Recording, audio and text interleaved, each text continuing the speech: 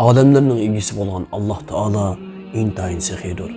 Cheksiz ve minnetsiz nimet ata kılgıçıdır. Yeryüzde halife kılıp tayinlegen kullarının mı sehi boluşini, özara yardımlaşışını ve dünyada bir karşılık kütmezden bir yaxşılık kılışını talep kılıdı. Hatta muhtaç insanlara qarz berişini hususen özüge berilgen bir qarz ekenligini bildirip şundaq deydi. Kimki Allah'a qarz hasene berediken, yani Allah'ın razılığını tilep, onun yolunda pul mal sarf kılıdiken, Allah onun hasilep qaytırdı. Onunğa çoğun savap berdi.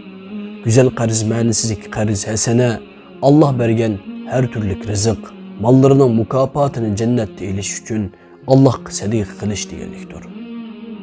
Yana alemge rahmet insanlık şifa bolgan Peygamber aleyhisselam şundaq deydi. Kim Müslüman qarindişinin bir derdigi dava bolsa, Allah Taala kıyamet günü o kişinin derdigi dava boladı.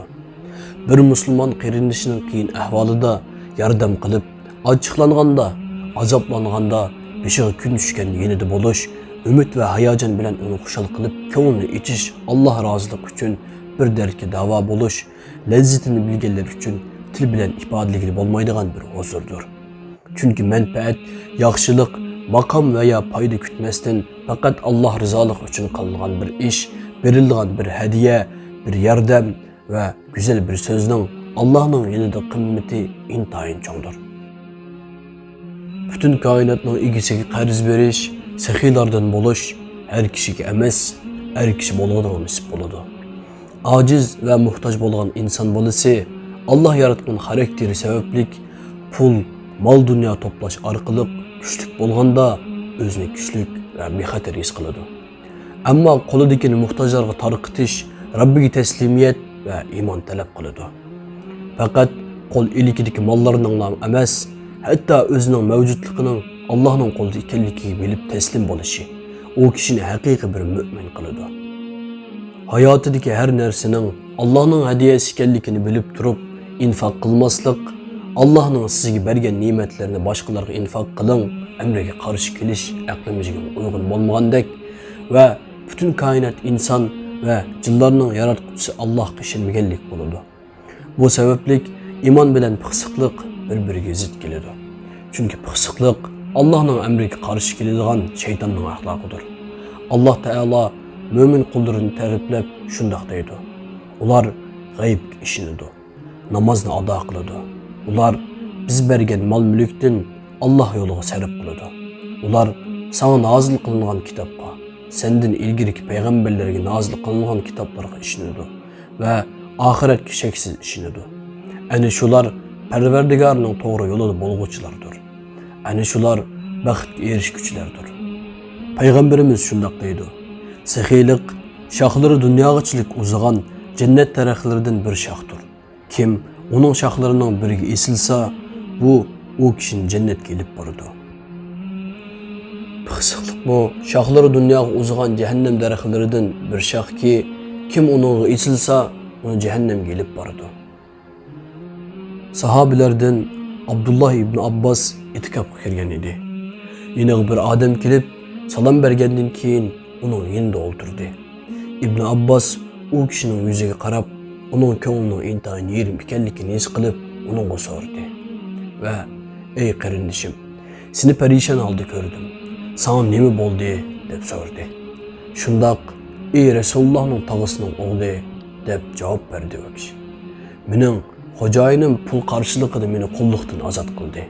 Lekin mening bu pulni bergudek madarim yo'q, deb javob berdi. İbn Abbas radhiyallohu anhu sen üçün hocayının bilan paranglashib beqishimni xohlamsan dedi. Bu odam xohlasang paranglashib boqqin dedi. İbn Abbas radhiyallohu anhu masjiddan chiqdi. O kishi İbn Abbasni itikab ekanligini unutib qolgan o'xshaydi deb, itikab ekanligini unutdingmi deb so'radi. İbn Abbas, yo'q, unutib qolmadim. Faqat men mush qabrda yotgan Resulullahning shundaq deganligini anglagan edim. Kim bir qarindishining qiyinchiligini hal qilish uchun harakat qilsa, bu qilgan itikobdan ko'p savobga erishtirdi degan edi.